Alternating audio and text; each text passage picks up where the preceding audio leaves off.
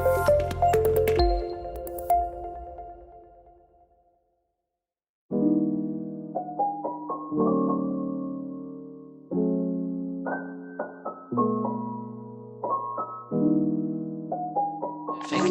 So, hello everybody. I'm very happy to be here, even if it's only virtual. And I would love the next time to be really here. That would be great.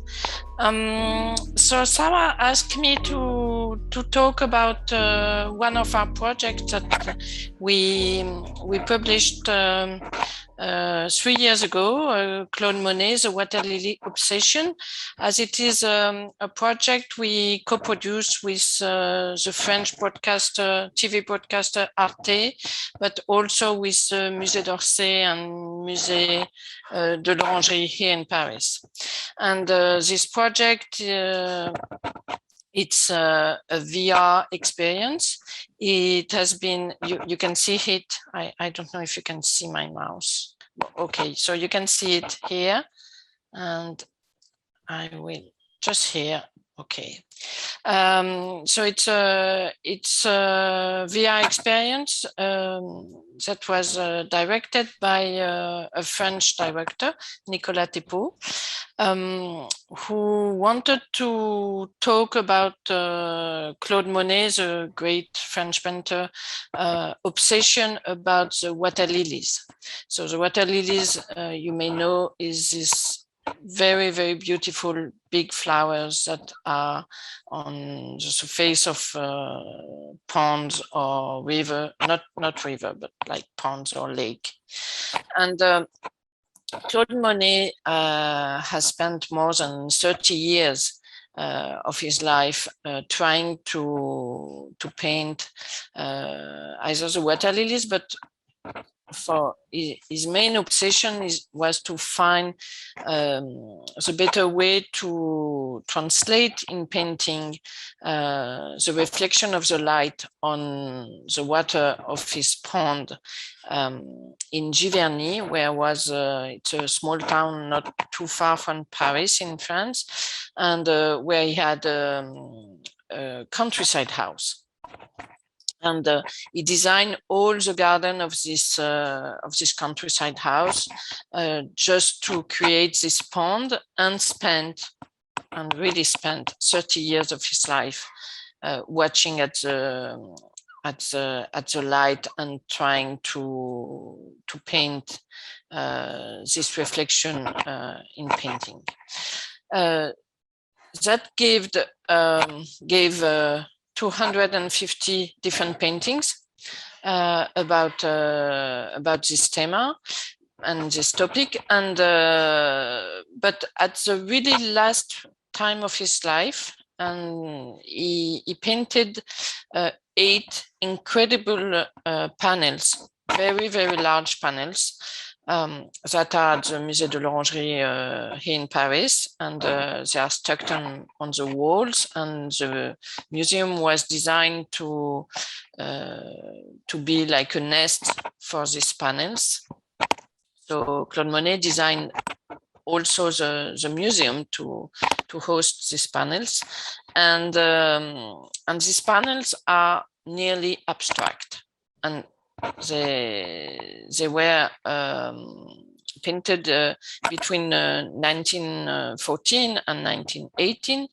No, between 1918 and 1928, when Claude Monet died, and he gave them to France in 1918 at the end of the World War I, just to celebrate the peace. But he gave, at that time in 1918, he gave just the idea of the panels, because the panels were not created yet.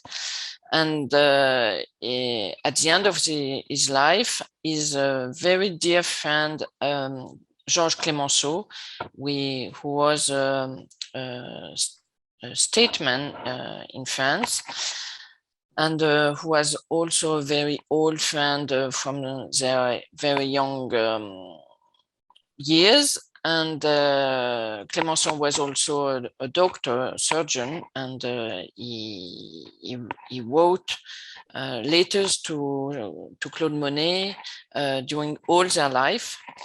And at that time, in 1928, Georges Clemenceau decided to open this museum to celebrate his friend and this great painter. So Claude Monet, the Water Lily Obsession, or l'Obsession des nymphéas, tells all this story. It's an 8 minutes experience, and we published it in 6DOF, but also in 360 video format.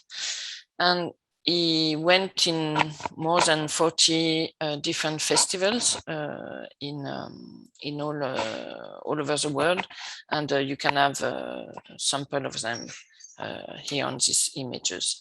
I share with you a first teaser.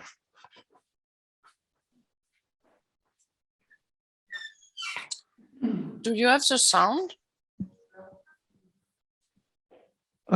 Just a second. Can we hear the sound?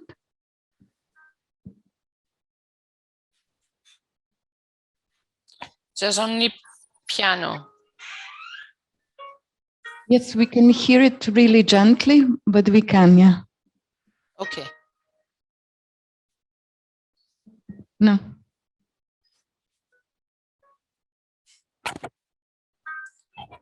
At least you can see images. Yeah.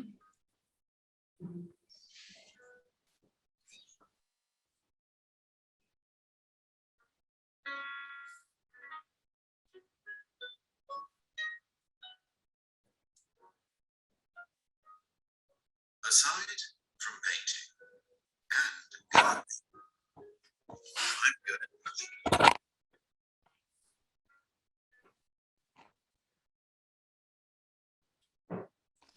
Okay, so in this teaser, you can see several sequences of the experience. So the first one is you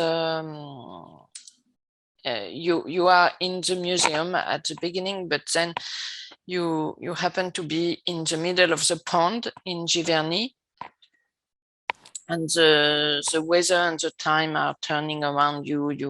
You can see the seasons, and you can see also night and day, and of course the light is changing on the water, and so you experience what Monet experienced itself during 30 years. Then we recreate his studio. So his studio is still exists in Giverny, and you can visit it, but now it's a shop, so it's quite different. And so we recreate his studio based on pictures of this ancient time when Monet was in his studio. And there's also a large sequences where you are really diving in the painting with all the brush and all the different how can I say that, different layers of painting. And I don't think I have time for that. This project has been showcased in the museum itself here.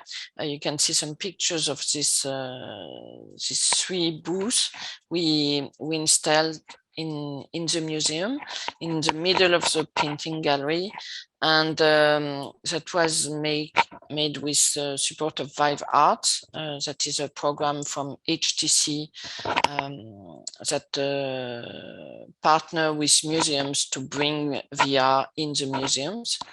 And so the show was running during 4 months in 2018, 2019. And we created here at Lucid Realities all the furniture. We did the training for the mediation and the technical support. And so we set up everything there. And it was a big success. And so the museum had a questionnaire for the audience, and the global appreciation was very, very good. More than 85% of the people loved the project, and we can see also that the audience was very, very large, not only young people, but also the usual audience of the museum that are more than 45 years old loved the project, and that was a very good feedbacks. After that, we brought this project all over the world, in Taiwan, in Canada, in South Korea,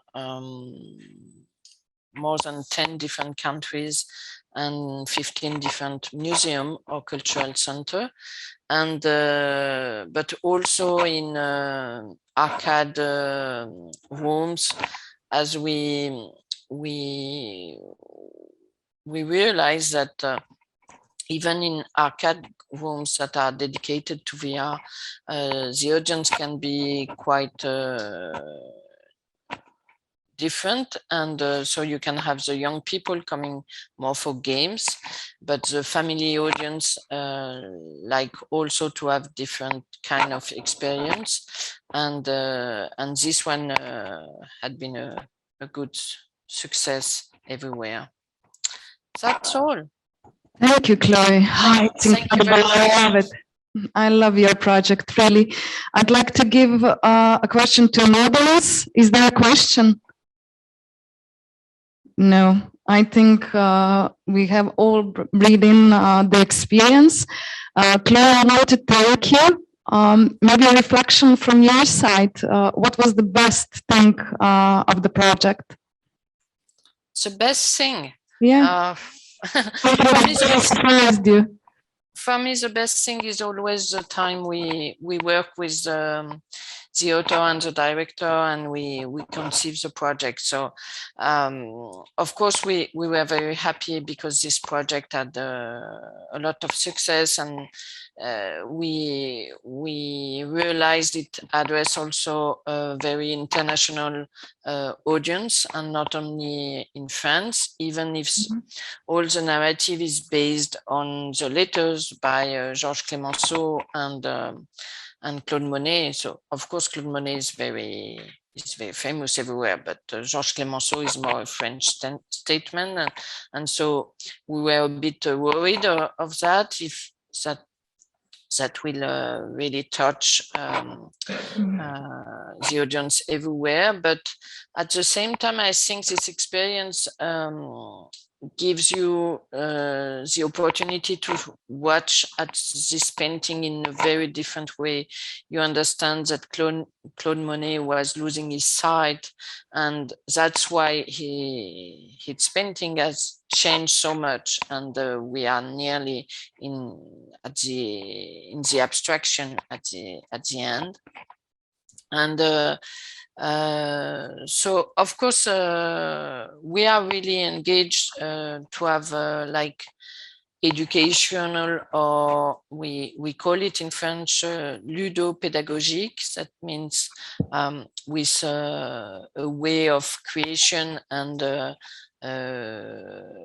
gamey, but also an educational, and we love that the audience come out of the experience and has either learned something or just realize something in social issues, and that's really the kind of project we like to support. And in this one, it was completely the case. Oh, it's beautiful. And we have a quick question from the audience. Yes, I have a question quickly, maybe just what was the budget of the project?